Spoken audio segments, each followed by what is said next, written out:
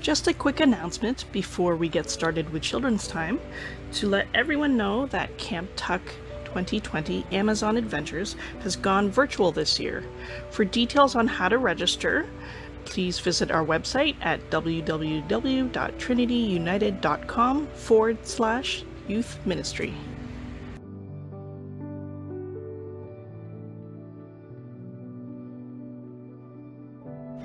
We know God as the Trinity, or three in one, as God, as Jesus, and as the Holy Spirit. It is important to know that God works as all the parts together simultaneously. It's important to understand this because it also helps us understand each other. God is the Creator, who cared so much that life and everything that supports life was so carefully made to work together. Jesus was a person sent to be a special leader, to work with people to teach lessons about God's love. The Holy Spirit is the essence of God's love that speaks to each of us differently, so that we may have a unique relationship with God and also the courage to share God's love with others. Let's look at it this way.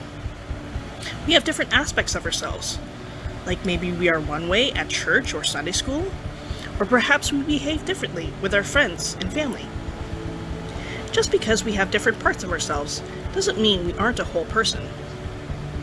You may know me as youth ministry leader or Sunday school teacher. Others may know me as wife and mother.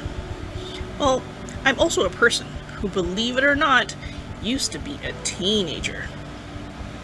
When I was a teen, I became involved with the Multicultural Youth Association in London, Ontario. I spoke with a group of youths on a panel about racism and multicultural education. Something we learned, and help others to learn, is that when people act out in violence towards one another, it comes from a place of fear. One of the things we can do to help each other is to identify our own feelings and express ourselves with helpful words. One of the other things we can do is to understand that sometimes there are words that are not helpful, and an example of this is labeling or name-calling. When I was speaking on the Multicultural Youth panel, I met someone who identified himself as a former white supremacist. I thought to myself, how is a person who is so capable of hate, who would have targeted someone like me for being of a different ethnic background, even allowed to be on the panel? But I learned that his story of change is an important element in making a difference overall.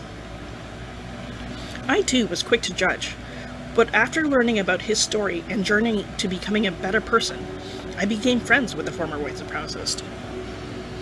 It should have not been such a hurdle for me to learn this, as the reason I began volunteering in the first place was due to the inspiring work of Leroy Hibbert Jr., an African-Canadian man who led the panel, similarly to how Jesus was with his disciples.